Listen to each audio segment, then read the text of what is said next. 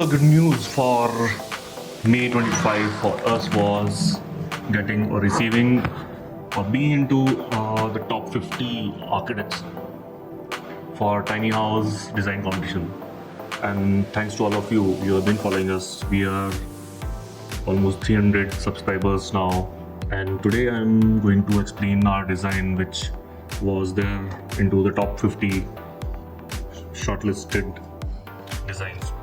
So the brief profession into experimental manner, fantasy design where the user can use that house in any condition and they can travel and take it to anywhere in the world with them. So this was the overall brief, and for that we had to select a. So basically, we selected a professional who is at forest, and she'll be observing the forest activities, and she'll be staying in this house with the research lab. So our house was called as Nest Lab. Considering the design, if we look at the design is kind of caterpillar where it can be squeezed. So it will be a smaller form. You can further fold it. You can take it anywhere in the world. You can keep it over the mountain or over the river or on any kind of land. So you can stay inside this house. So this tiny house was designed for such a professional, and the idea for the construction was that the material will be hyperloom. So hyperloom, as in you can fill the air. This material will expand just like a tube in the cars or the vehicles, and it will take its form. It will be very sturdy, even with on rocky surface. It won't puncture, and you can be inside. The benefit of hyperloom was also that it will be an insulation, whether you're in a mountain region with the temperature going for -20, or you might be in desert where the temperature might be around 55 degrees. So in that sense, this will be a safety house for you. And with this, the idea was also that we had introduced a flooring so that when you are keeping it at any level or at any angle, with the spirit level, like the water will always be horizontal to the earth surface, the flooring will always be at one level. So whether your house is tilted anywhere, it will be always at one single level. So it's always stable.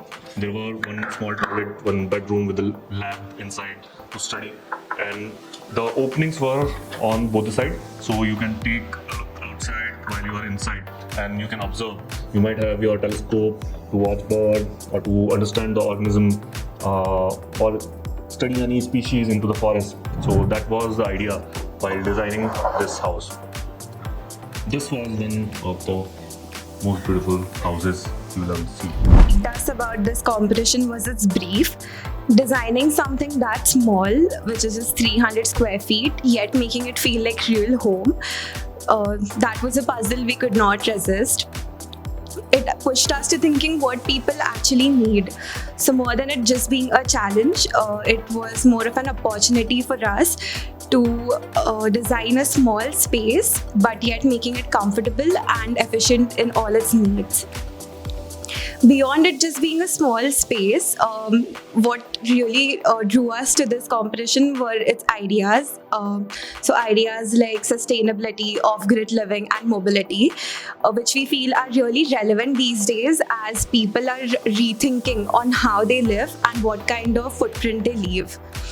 So it was not just a design exercise, but it was a reflection of values, adaptability, and lifestyle. So for us, it was not just designing a tiny house, but exploring how architecture can respond to bigger global shifts, still feel deeply personal.